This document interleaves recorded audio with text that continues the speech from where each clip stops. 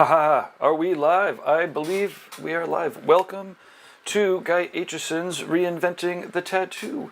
This is the TattooNOW show, and we have special guest Mike Devries beaming in from California. So I want to thank you very much for tuning in. I'm not sure whether you're beaming in live from the mobile app, and that's found at either of the app stores, either Google or the Apple Store, or straight at community.reinventingthetattoo.com. This is going out on the YouTubes, and looks like it is. So if you're watching, please let us know in the chat room. Hey, Jason, nice to catch up. Thank you very much for letting us know that it's working for you. This is also going out on, well, it's hopefully also going out on the Facebooks, and it looks like it is indeed.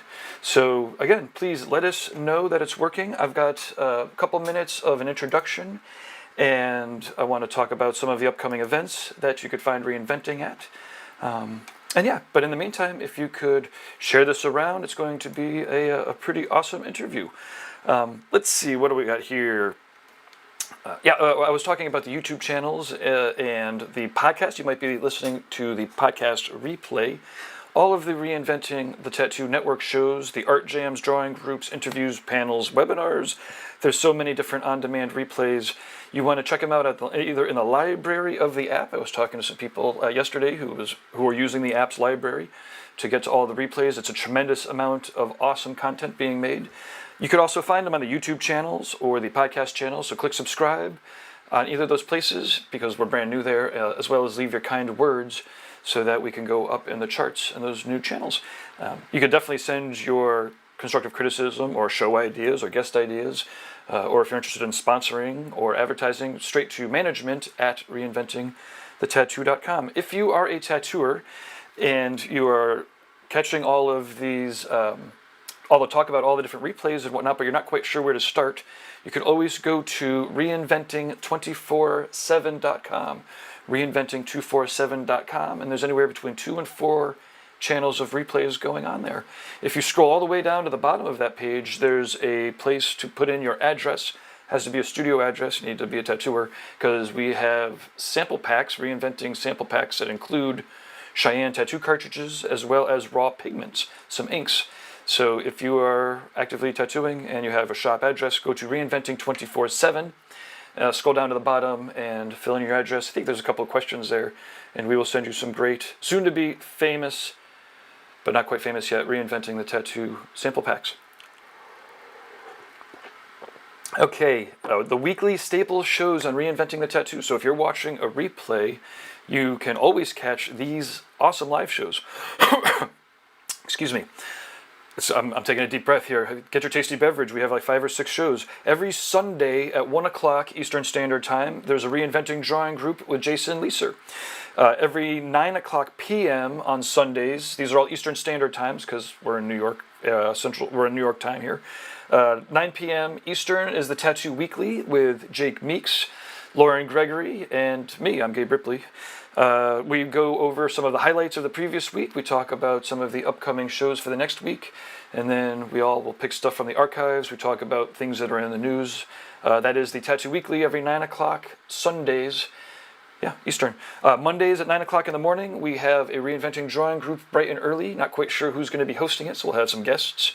If you are interested in waking up at 9 o'clock Eastern, it's even earlier in California. If you're in Europe and you want to host, it's in the afternoon anyways. We have drawing groups where everyone beams in to do their homework. It's always fun. 9 o'clock at night on Mondays, we have a subscribers exercise with Guy Aitchison himself. Every Monday, he works with people who are the paid subscribers. Thank you very much to all our sponsors for making this stuff free. Paid subscribers are the beating heart of Reinventing. It's like $300 a year, and yeah, it includes Monday exercises. You can basically be doing your homework and handing it in to Guy every week, and he'll critique it. He'll let you know what he would do to your artwork. It's pretty amazing, and I have to say, I'm just going to go off on this a little bit. Watching people do these Monday exercises, just about 6 months to a year now. You know, we were working on the virtual gatherings where we did this quite a bit, but really this weekly pace, and some people are doing this 2 or 3 times a week. people's artwork and tattoos are improving. You know, it's just like going to the dojo. You know, so that's Mondays at 9 o'clock with Guy Aitchison, who is an amazing tattoo inspiration and educator. His work speaks for itself, and he is an open book. He's the reason why there are so many collaborative things to do on Reinventing. He's the reason why Reinventing exists. We'll talk about that later. Okay, Tuesdays at 10 o'clock in the morning, we have a Reinventing drawing group with Ricardo. He always has great exercises planned out. Every Wednesday at noon is the TattooNOW show, where I not only do the intros, but then I actually host and do some questions, do some panels, and I'm going to be interviewing Mike Devries. This is actually Wednesday at, well, this is actually at 2 o'clock because we got our time zones a little screwed up. But anyways, Wednesdays at 12 noon, we're doing the TattooNOW show. Thursdays at 12 noon, the Tattoo Collecting Podcast with Fawn Baker and Jordan Ruckus. They're doing like 2 hours every week. I think they're almost up to 50 episodes with awesome tattoo collectors. You definitely got to check it out. They had Russ on previously, and the collectors are great. The people that you've seen at all the conventions, but now you get to hear all their stories. Thursdays at 10 o'clock in the morning is another subscribers exercise with Kier. It's more of a fundamentals where all skill levels are encouraged, including apprentices and apprentice types. Kier's been tattooing, I think professionally, maybe even less than a year, but that's a great reason to go to her class if you're in that. Well, again, all skill levels, you could always be upping your fundamental skills, but this is specifically for apprentice types, people that might be a little threatened to beam into some of the other workshops, are encouraged to catch up with Kier. Okay, a couple ways to support the show. I'm going to try to get this out in 3 or 4 minutes here. We've got real world events. The Paradise BYOB is happening October 3rd to the 6th, 2021. It's a BYOB, kind of like a picnic. When we first booked it, there was only less than 100 people per room, and everyone had to wear masks inside. Then it got opened again, and everyone got vaccinated. Not everyone, a lot of people got vaccinated. Everything opened up. Now everything's getting crazy again. Who knows what we're doing? We are beaming out a shit ton of webinars, and we're beaming out the stage. And we can have, well, at least up to 100 people per room. So Paradise BYOB, the lineup is awesome. I'm really excited. We're just kind of, you know, like I said, we're putting it together in the midst of this insanity, so bear with us a little bit. All of the tickets are going to be transferable to web tickets, and we will be webcasting nearly all of the major programming, basically stuff that we can't webcast out, we won't. Everything else gets webcast out. Apprentices are welcome. We have shop tickets. It's going to be a great time. It's only like $100 for the 4 days. It's a 4-day week start ticket because October 3rd to the 6th is a Sunday to Wednesday. Who the fuck does a show from Sunday to Wednesday? I guess shows that are dedicated to tattooers because those are the days off. Anyways, Paradise BYOB, check it out. Let's see. Again, presuming that we don't have to quarantine for weeks, a whole mess of us will be heading over to the Brussels Tattoo Convention, November 12th to the 14th. Nick Baxter, Ivana, and I will be doing seminars. The Reinventing crew, we have a whole mess of people that are coming over to be tattooing, to leading some Reinventing subscriber exercises. We'll definitely have like a general member meetup. It's going to be a lot of fun, November 12th to the 14th in Brussels. That's this year. 2022. We have shows. This is where we're really trying to kick things up. February 5th and 6th is a Reinventing Tattoo Live from the Red Tree Tattoo Shop, or the compound, the True Tubes headquarters out in Columbus, Ohio. That Saturday will be art jams and programming for the public and for collectors. That Sunday will be seminars, critiques, and that kind of thing.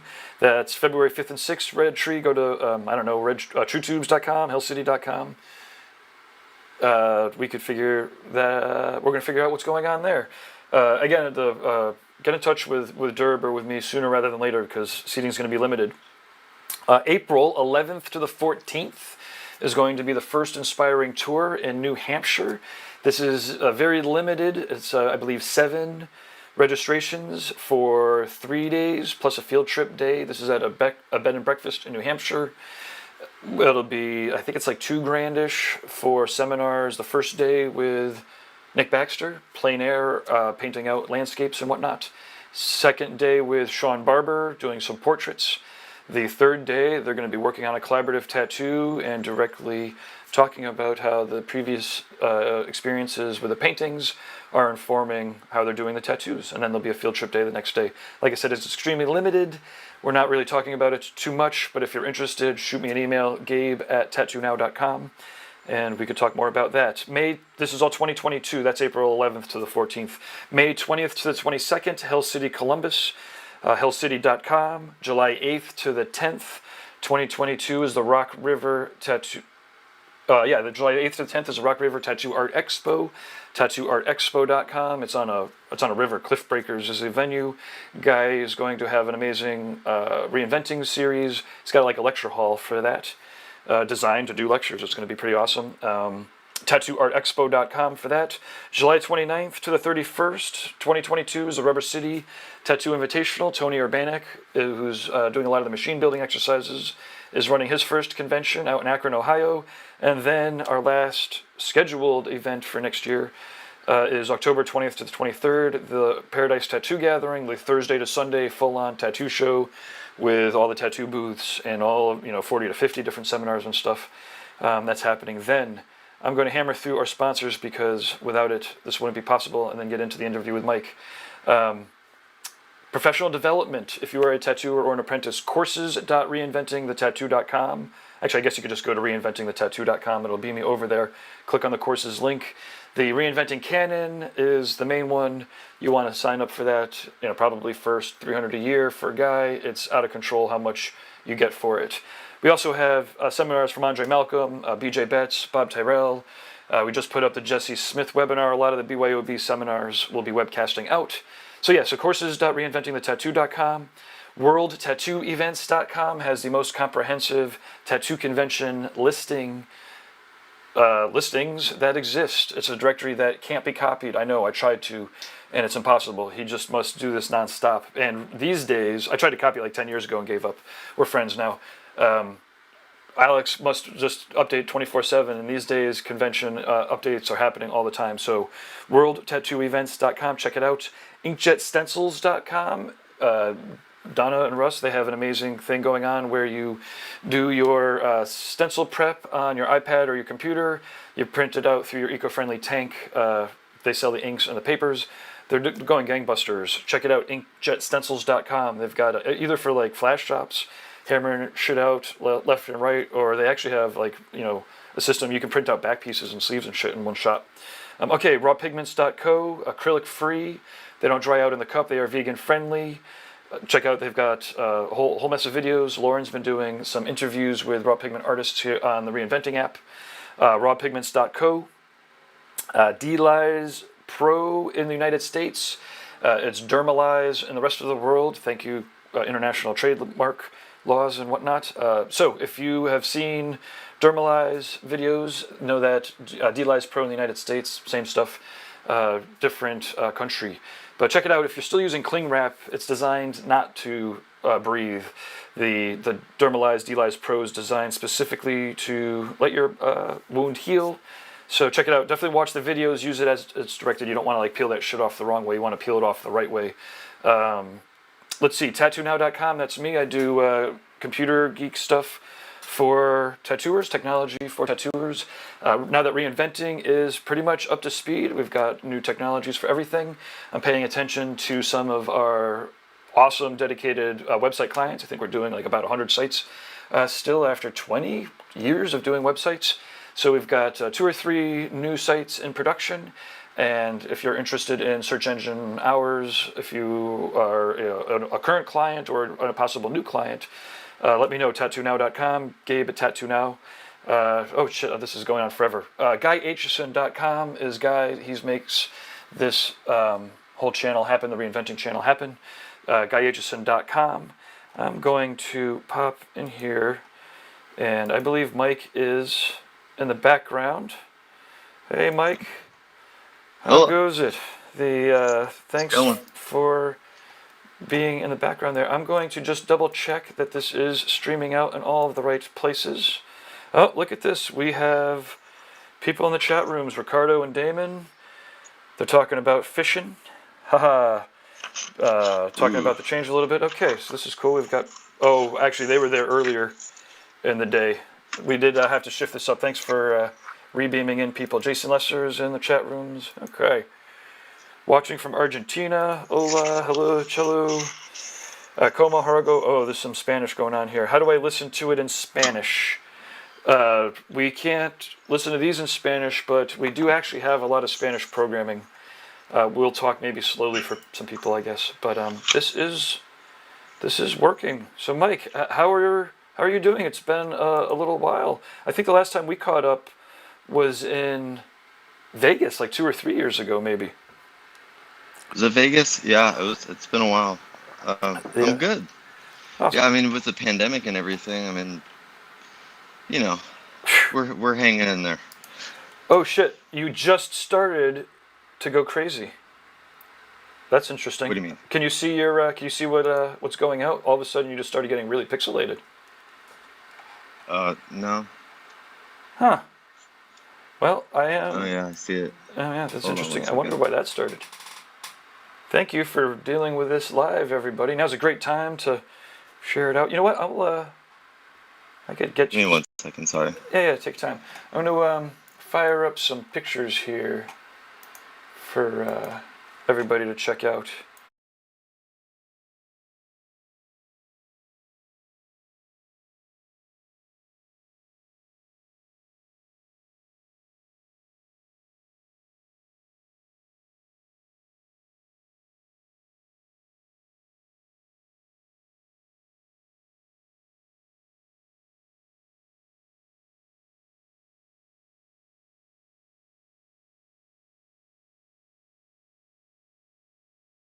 Yeah, perfect.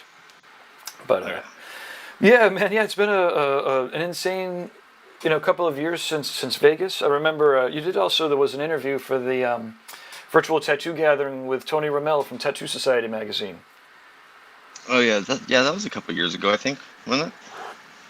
That interview was just about a year ago, maybe a little bit more, and I was looking for the replay of it. Some of these things people have to catch live. That was some of the magic that, like I said, I couldn't find the replay, but yeah. So you've been tattooing for over 2 decades now. We were talking about this. You're one of the oldest TattooNOW websites and clients. And I remember first being introduced to your work, like right out of the gate, you were doing some crazy realism. But I swear, we'll have to do some fact checking because this is so long ago.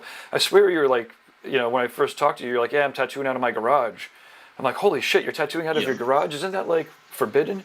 And you're like, yeah, I've been doing it for like, I don't know. It wasn't 2.5 weeks. Maybe it was like, 6 months to a year. But it was like right out of the gate, it seemed like you were doing killer work, out of a private studio in southern Los Angeles. Yeah, we call it a private studio. It was full private. But yeah, no, that's how I was taught. The guy had a nice private studio in his garage, and from my construction background, I was like, I'll just do that. I feel like the people that tattoo out of their house, I guess there's 3 different types. There's the guys starting out, and then there's also the guys finishing their career. Mm-hmm. Absolutely. Because they're fucking fed up about the tattoo shop world. Yeah. It's a lot. It's a lot to deal with. So, they go private. Sure. I started private. Now, and you had learned, so you have a bunch of interviews. This is like a surprise question. Is there a good, another interview or some videos that you already have online where you talk about your backstory? I mean, obviously we could go into it, but, if you have I know you have interviews in some of the other channels. If you could think of any, then we could just point people to those to get the backstory and, kind of pick up, somewhere along the line. Not really. I mean, I'm sure there's stuff out there on YouTube and whatnot, but yeah, it is going on. I mean, round it off, it's damn near 20 years. Yeah. It's pretty awesome. I mean, I remember like Nick Baxter is somebody else who's for years it's been like, oh no, he's only been tattooing 3 years. Oh no, he's only been tattooing. Well, I guess it's been 6 years. By now, it's like shit. It's been 20 years. You better fucking keep being good. Yeah. So you had an apprenticeship with or some private tutoring, or I mean, I guess what were some of the most important things that you picked up that helped accelerate your tattooing career? And I've got some of the older tattoos here fired up. Well, one thing I remember early on in my learning, which I guess technically it was an apprenticeship, but it was just a different type of apprenticeship. One thing I remember specifically, but keep in mind, this guy that taught me, he's like a color bomb, new school, at that time, koi fish and, lower back flower tattoos all day long, full color, bright. But I was always intrigued with realism and whatnot. And I remember taking a magazine to him, and it was featuring Tom Renshaw. And I was like, dude, how in the hell is he doing all of this hair? Is it a special tool? I remember asking that specific question. Is it a special needle? Where you're just like, and it's like, okay, that's 1,000 dots that we call hair. But no, he was like, no, you got to do every single one of them. He's sitting there pointing, pricking every single dot. And I was like, oh shit, okay, all right. So that was an interesting learn, but even my mentor, he still doesn't realize, like, dude, I didn't really teach you much. But I don't know. I started getting tattooed like very heavily at an early age, and I feel like that's when my learning started, spending so much time at somebody else's garage, which was at that time we could call ghetto. There was times it was in a school bus. There was times where it was in a trailer pulled by a low rider caddy. My parents were out of town. I was throwing tattoo parties when I was 15. Oh shit. And yeah, I definitely got grounded for that one. But yeah, I mean that's where it started, because I paid attention just to everything, and then so when I got the opportunity to learn, I just jumped all over it and just ran with it. I remember right out of the get-go, you had a full tattoo collection going on, and I imagine that just being able to watch. I mean, obviously this is a pretty common story. Just being able to watch people during their process. If you're paying attention, over the course of years, it's one of the best ways to learn. Did you have any artistic background before then, or were you straight up? Yeah. Oh, I was always interested in art. I mean, I almost got something going with Disney and whatnot, but no, I mean, I ended up, graduating high school, and I just went to work with my old man in construction, but I was still getting tattooed like all the time. I had, my hands, my sleeves, my hand, and at that time, shit. It's like, should you do your hand? Should you do your neck? That type of thing. Everybody's tattooing their face now. It's a completely different time. Yeah. But, I was fully covered even before I knew that I was possibly going to be a tattoo. I didn't even know. I just loved everything about tattooing. And I mean, flash forward, but that's like 27 years since I got my first tattoo. I'm still every bit in love with the craft, really. And I'm constantly trying to strive to better whatever it is. If I'm bettering myself, it's gonna come back to everybody else, because I like to teach, I like to help people, and I feel like I got a whole new bag of tricks that I want to share with everybody. And you've been teaching for a long time. I remember. So I have one of the puppy dogs fired up. We could talk about some of those early tattoos, and But you also were teaching and doing DVDs right out of the gate. What are some of those early experiences of teaching? And I mean, I imagine the feedback was pretty awesome. By now, some of those tattooers have been tattooing like, I don't know how long it's been, 10 or 15 years since they've been checking out those DVDs. Yeah. So my my first book, I think it was '09. So however long that is, I don't even know what year it is. I think it's like 12 years now, right? 12 to only 12? Yeah, I guess so. So yeah, 12 years ago I did Let's Be Realistic. That was the first book, which was just advanced like techniques for realism, color. Then did multiple books after that, but not so much education. We do have a new book actually called Mastering Realism. That's really, really, I've learned so much from this damn book. I didn't write it. It was Lanny Markowski, called Mastering Realism. It's really, really good. But then, shortly after Let's Be Realistic that I wrote in '09, then there was a couple DVDs like Get Real, and then Get Real Animal Style. Then I did a Get Digital. Then there's seminars and all that fun stuff. Yeah, but I remember somebody was just recently talking about the Photoshop DVD that you did. They were talking about how that was one of their first introductions into the digital world. Have you? Yeah. I mean, like, obviously you already transitioned into the digital world. You almost did you get into this doing it kind of digital, or were you just on that cusp? No, I learned Photoshop after I started You tattooing. did, okay, yeah. Yeah, And and I still use it you still every use single day. Photoshop? Are you on the iPad, or are you still on the computer in the Photoshop for the? Photoshop, Yeah, because it's just got Photoshop, two. and yeah, I feel like, everybody's on Procreate, which is great. I get it. I tried it, I used it. But at the end of the day, just give me Photoshop. You know, it's got a couple extra tools that I use on there that Procreate doesn't have, Yeah. and it's the type of tool that I just can't do what I'm doing without it. So I jump on Photoshop every single time. Yeah, it definitely seems like, there are professional tools that are kind of difficult to use. You kind of have to be a computer geek. But nowadays, they're able to, like the gap is kind of shortening up a little bit. So, with the Procreate, people that are less geeky can produce better effects. But then there's a whole Oh crew yeah, of computer geeks that are like, well, why would I go to that? I already have, I'm already flying jet, And that's kind of the way Photoshop seems sometimes. yeah. No, Photoshop is an extremely powerful tool. I mean, I wish they made a good Photoshop for the iPad. There is, but it's nothing like Procreate. Like if Procreate and Photoshop had a baby, I mean Uh-huh. that'd be amazing. Nice. And so let's see. So before, well, like I was saying, as we started off, we caught up over in Vegas. Let's chat a little bit about traveling around and stuff. There's so many of us can't. We haven't been able to travel. I imagine that you've been kind of in LA for a bit. What were some of your favorite? So let's go back in time. What were some of your favorite conventions or travel experiences from back in the day? Oh, back in the day? Yeah, yeah, yeah. Well, always the best ones are the stories that stick with you. Like all the bad stuff that happened, Oh shit. and fights in France with Roman, or Uh-oh. you know, all sorts of fun stuff like that. But you know what? It's it's always been the same way. I'd like to attend conventions that in a country or a city that I want to visit.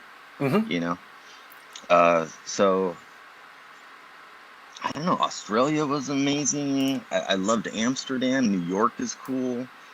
Uh, there's I, th- there's there's tons and tons of places that I really enjoyed. Yeah, it's pretty amazing that the tattoo, the spirit of tattooing enables us to really experience parts of the world that a lot of people, I mean, everyone has the opportunity if they want to work really hard to kind of do it.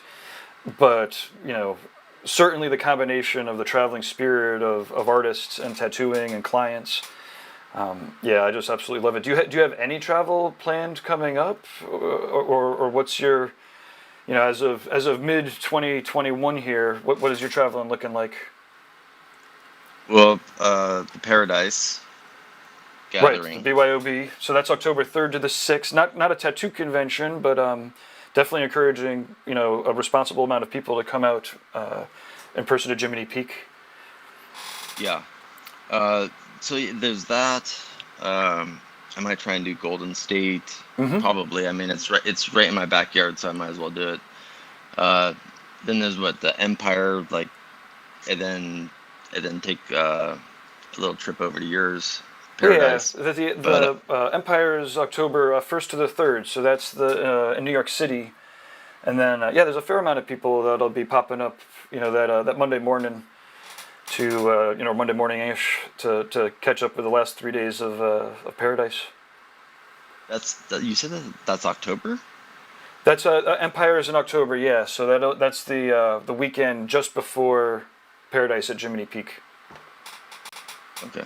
I better double check those dates. I thought it was September, but I'm sure Everything it's has right. kind of gotten bounced around a little bit. Of course, it's yeah, Yeah. it's a really crazy time to be throwing events.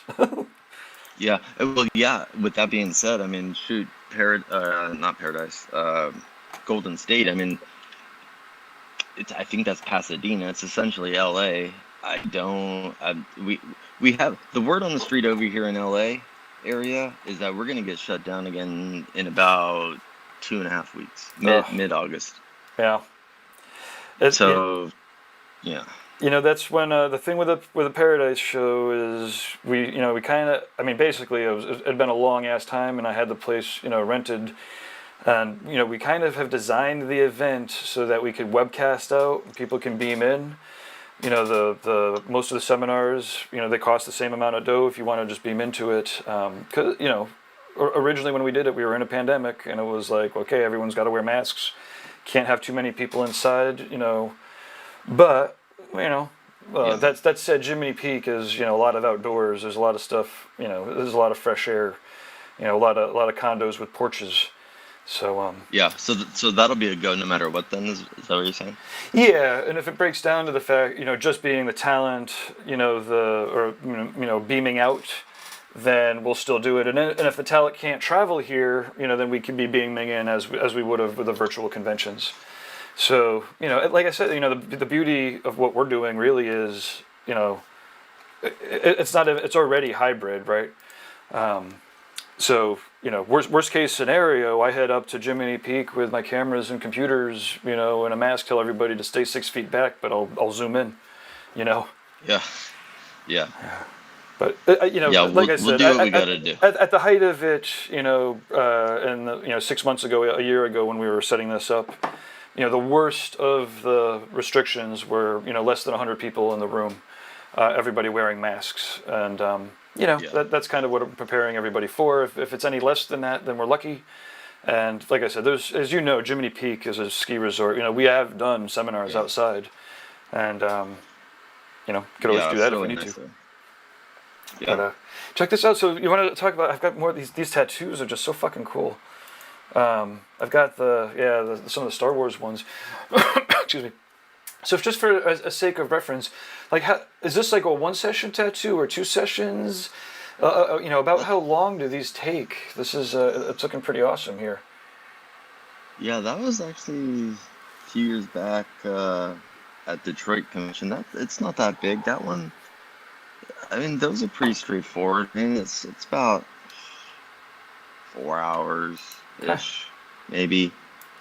Even some of the small, little, more like 3D type ones actually take longer than those. Because of the detail and time needed. Let's fire up some of those. Yeah, well, look, these are all amazing realism. This is one of the That was, first. yeah, that was one of the first. Although I was doing some 3D stuff like ever since the beginning. I remember doing a realistic pear on somebody, like with it looked 3D and whatnot, many years ago. So I've always like loved it. I'm a ginormous fan of like chalk art, like the 3D chalk art. If Uh huh. you have never seen it, oh my Oh gosh, yeah. yeah. That I mean, I had a crazy 3D tattooed. It was like this little thing that looked like it was standing on my leg, but depending on the camera, other Yeah. than just the photo, it was kind of dumb. But I mean, it's been covered up since. But there's a lot of interesting things that you could do on skin that I've been, uh, messing with and different technique and whatnot. And I feel like I got it down. So I wanna start sharing it with people. Yeah, it's cool. And now you recently did a seminar down with Jesse Smith down at Loose Screw Tattoo, Yeah, and two, two. two. I was just over there twice. Awesome. He's great. You want to chat about your experience down there a little bit? Because Jesse's always been one of those, another one of those tattooer, artist, entrepreneur, business owners. Yeah, So somehow, you guys are probably, pretty in tune with some things. yeah. Jesse's been around for a while too, and I think there's always that little bit of a connection when you're on the road and you see these people over and over again. You become really good friends, and so as of recent was the first time that I ever went to Loose Screw, and he's got a badass shop. I mean, yeah, it's really really cool. I like everybody that works there. Yeah, Yeah, awesome. absolutely. He really took care of me too. He's a great guy. Awesome. He, I appreciate working with him. He's the type of tattooer who could. Oh wait, I think I could do this. Did that work? Oh, it did work. Holy shit! I've got a new clicky thing here. Jesse's one of those artists or just people who when you have a conversation with, there's back and forth. He actually listens, and then the next time you talk, he was like, oh yeah, I tweaked this or that, or I changed something because of our last conversation, and not anymore. I'm not surprised, but for years I'd be like, oh wow, that's amazing that you actually listened and didn't like fight it or sit on it. You actually implemented it, changed it, and then embellished upon it, right? So now he's like, you should see, some of those documents you sent my way. You should see how I worked with them. They're even better now. And anyways, yeah, I love Jesse. He's got a very good, good sense, and he's also another teacher who also cares about passing on his knowledge and whatnot. Oh yeah, he's just an all around good guy. I mean, awesome. For sure. And then, cool, let's get back to these. Oh, wait, so now I think that if I click... Oh, shit, nope, that didn't work. But that brings me to my script. Oh, hey, you know what? Actually, I have a note here to fact... Oh, no, before we get there, let's talk about maybe some of the previous shifts in the tattoo industry, right? So when you got into this, you kind of came in with a spotlight, right out of the gate. As I was saying, you were doing some realism work, and to your point, you'd always been working with like special effects, and 3D tattoo effects, So when you were recently like, I do 3D tattoos, I'm like, you've always done 3D tattoos. Then I see what you're talking about. I'm like, oh wait, okay, boom. The point of these tattoos is to show off, the 3D effects, not necessarily to have a tattoo that has 3D effects. In any event, you kind of came in on a spotlight, and you've seen it shift around a bunch. Realism kind of. Again, it's still here and as rich as ever. But like, anyways, let's talk about some of the shifts that you've seen. Maybe some of the first couple, and then because it's always fun to hear the history and get it down on video here. Yeah. So gosh. I mean, I can't say that I was the first one doing this type of work. I mean, at that time there was Nico, there was Mike DeMasi, which I became friends with like almost right off the bat, and we worked together for a long time, and he taught me a lot. Mike's a great guy as well. Yeah, love DeMasi. But yeah, so during my short apprenticeship. I remember too, Mike DeMasi was on the cover of a magazine too, and that's when I first heard of him. And then I saw him at a convention, and then we started getting along really great. So basically, I'm not, because there was also Corey Cudney. Mm-hmm. He was in a magazine. At that time there was magazines. There was no Instagram. There was no MySpace even back then. Oh no. Maybe there was MySpace. Was there MySpace? Nah, there was no MySpace. No MySpace. No. There was like Ink Nation, but I think that you may have even been pre-Ink Nation when you were starting. Like who else was it? Like Dino Cook had that fucking rib piece that was out of control. I would say Dino Cook and Corey Cudney. Mm-hmm. In my book, as far as color realism, yeah, sure there was other guys. The Tom Renshaws. There was some other guys that were amazing. Yeah, the Eternal Ink color. Crew. Oh, also Robert Hernandez. And Hernandez, yeah. I remember in the first month of my apprenticeship, Jim Hike, the guy, my mentor, he's like, hey, let me show you something real quick. And he pulls up Robert Hernandez's website, and even though Robert does all sorts of crazy shit, he did color realism. Yep. And it was amazing. So, I took that and stuff, but I feel like I did help color realism get take it to the next level as far as popularity is concerned, because I was just on top of it. I was like, screw it. And I just, sent my stuff to all the magazines and this and that, and I traveled everywhere. So I think that helped, the boom, because sure. There was Nico. Nico was there too, which, Mike DeMasi taught Nico. So when I was working with DeMasi, he taught Nico. So, but Nico was also huge at the time, and he still is. Yeah, I remember some of those. Was it Catwoman? Was one of the tattoos? Yeah, Batman. And the Batman, the whole Batman, the whole egg. That was like a whole collection of I remember seeing those for the first time. I think Joshua Carlton was the guy that turned me on to Nico way back. I mean, obviously, is just over a decade or maybe close to 15 years ago at this point. Yeah, but now you've also been always very business minded, right? So even back in that time, you started, self-publishing and making some of your own products. You started working with some of the other companies. You want to chat about some of those early business, and again, in some ways it was, we could almost point to somewhere, before there was investment banking corporations, buying up multiple, supply companies or partnering or investing with. I'm not sure exactly. I'm not privy to any of those deals, and I don't mean to be disparaging. But what I mean to say is, you were there when it was still really all tattooers. I mean, I'm not a tattooer, right? So part of me is, this new, era of business people coming in to, and again, the successful ones are collaborating. Anyways, let's talk about some of those very first businesses and some of that shit. So I mean, as far as like the book thing, I have Memento Publishing. We've published, I think, like easily a dozen books. Maybe we might be at 13 or 14 books now. Some coffee table style books. Actually, the first one, which actually he helped me a lot, was Guy Aitchison. We collaborated on the first Tattoo Prodigies book. Which was amazing. It was like Memento Publishing and Proton Press at the time. Awesome. So there was that. I remember that I tattooed this one guy. He was like a really crazy like bodyguard, and he was ginormous. I remember him walking in, and I'm just like, damn.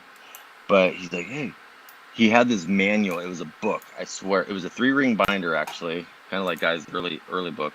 But it was thick. I mean, it was probably 3 or 4 inches, and it was Bodyguard International Training. And he's like, Mike, you should write a book. So that's where I got, that, and then also combined with Reinventing the Tattoo. I was like, you know what, maybe I should, So I did that. Then so that was probably my first experience with outside of the art world. Prior to that was construction. So construction, art, tattooing. Then venturing out business-wise with products and all that sorts of stuff was so, there was Let's Be Realistic and Tattoo Prodigies. But then very, very actually early on, and it was from Mike Demosky's, Mike's friendship, that I got connected with Mario Rose now, and we partnered together very early on. I mean, I don't even think it had, maybe it had its name, but Stencil Stuff. So I'm co-founder of Stencil Stuff, Prep Stuff, Spray Stuff, all that stuff. I also helped Redemption, Tattoo Care. So that was that went really well, because I remember early on, like, I know there's guys a lot older than me, that were probably tattooing without gloves and cleaning needles with alcohol and stuff, but at that time, I feel like I'm right in the middle of like old school and like new, So it's like, because when I first started, I think I was using Star Bright, and I think the max amount of colors that you could get was 24. Oh shit! The 24 color set. Shit. Now I think Eternal Ink has like 600 colors or something like that. So you don't even have to try to like get your shade, or whatever. But yeah, so there's been a lot of developments with that as well. But Stencil Stuff was a good one. And then recently, it was 3 years ago, I started the company Wipeouts, which are sterilized tattoo towels that are softer, they're just really good. They're prepackaged. I don't have any around here, but no, they're really cool. I encourage people to try them, because ever since I started using these, it's shit. I spend so much time. Who would have thunk that when Mike Devries grows up, he'd be a towel expert, but shit, sometimes you just gotta do what you gotta do. Yeah, but let me fire him up here real quick here. Sorry, keep chatting. I'm gonna fire up Wipeouts in the background. I don't know. It was an idea based off of the fact of, like, if you had a wound and you went to urgent care, and hey, you're like, hey doc, I have this wound, I fell down. If they were to say, hold on 1 second, hey Susan, hey, you know, hey, go run to 7-Eleven, get some bounties. I got a wound to clean up. It's just like, wait a second, but ever since I started using them every day, I mean, I haven't heard a peep of somebody complaining about the wipe, which also leads me to think less abrasion, less hurting, better healing, less touch-ups, less hurting, more time in the chair to create. There's so many pros to it, but I feel like what the hard part, my challenge, because I've been working on this for a few years, but the challenge is, you've heard this saying, loyal to the coil. Sure, of course. Well, I'm going to tell you something that I don't think nobody has heard before. They're loyal to their roll. Nice. Loyal to People the roll. really dig their paper towels. Yeah, to your point, They do. Using any like this, it's similar, philosophies with a saran wrap. It's like, it was used when there was no things designed, for the purpose. But there's people now that are designing Sure. things for the purpose. Sure, but saran wrap still works, and not wrapping still works. Right. But almost a wipe, a pain-free wiping tattoo experience from start to finish. And you don't hear anybody complain like there's it's a painless tattoo wipe. Awesome. And they're sterilized. In this day and age, you should be breaking open that pack of wipes, set it on your station, and you're ready to go. Also, something that I'm going to start pursuing here in a minute, because these artists are, they're loyal to the role. So it's like, okay, well, at some point I gotta shift things, and I'm like, well, what else is this good for? Well, how do you dry your fresh tattoo? Paper towel or a bath towel? Yeah. Because I'm fully covered. My whole body's covered. My neck used to be tattooed. Sure. I'm head to toe. Not head to toe, but everything. Neck to toe. And neck to toe. And I don't know. Let's say you use a fresh bath towel after you get out of the shower, after you clean your tattoo. Well, how do you dry it? Like, not a lot of people talk about that. They always talk about what kind of soap to use. They always talk about, when to clean it, how to clean it, what to put on it. But nobody talks about drying it. Now, if you air dry it, okay. But I still don't think that's good enough. So because the water is still soaking in if you air dry, right? Air dry, it's okay. Yeah. Air dry, that's fine. But if you open up a pack of wipeouts, the option is either 10 or 20 towels that are soft, and you open the pack, you put it on next to your sink in your bathroom, and now you have 10 or 20 sterilized, dry, soft towels to dry your tattoo. Nice. To pat dry. It's the safest, and it's probably the best. I can't think of a better way. Huh. That lineup of artists that's using it's pretty sick. What's that? That lineup of artists that's using it's pretty sick. Yeah. So this wipeouts I'm still plugging away. But you know what? Another thing too that's going to be super awesome is it should be probably any day. Well, maybe not any day, but within a couple of weeks. Cleansing tattoo aftercare wipes in 40 count packs. It's going to be super cool. I had them somewhere around here. But then also pain relief wipes. They're cleansing with the point.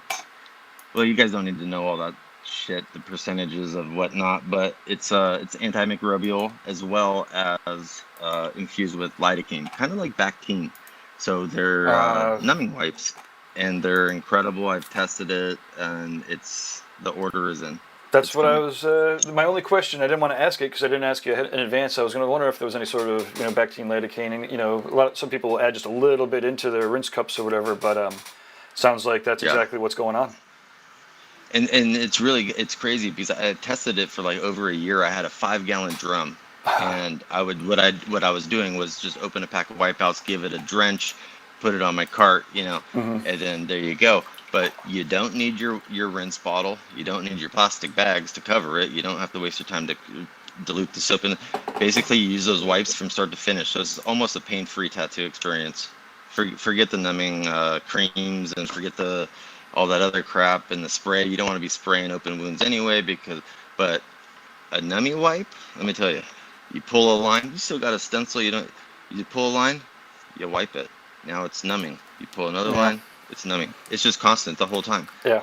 It's really great. So, because the active ingredients doesn't work on unbroken. From what I know or from what I've heard, it won't work on unbroken skin. That's why you need to like really soak it down. But you know, often people used to use it just kind of near the end. So after the skin was kind of open, sometimes you could soak a little bit of it in there. Give it 15 minutes and then go back and do the whites.